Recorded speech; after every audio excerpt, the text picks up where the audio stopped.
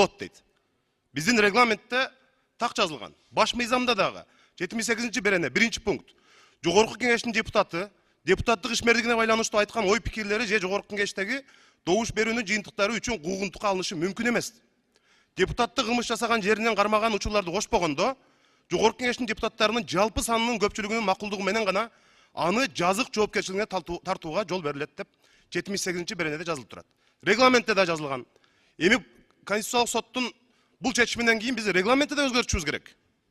Жок, кылмыш ишин козгогондо жогорку кеңештин уруксаты жок эле өзүңөр каалагандай козгой берсеңер болот деп. Мына Конституциялык сот 23-май күнү ошондой чечим чыгарды. Эмне үчүн ушундай чечим чыгардыңар?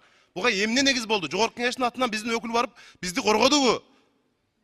Десем, Самаков төлөндү калыңгулуу иштейт. Бир жараныбыз кайрылыптыр. Депутат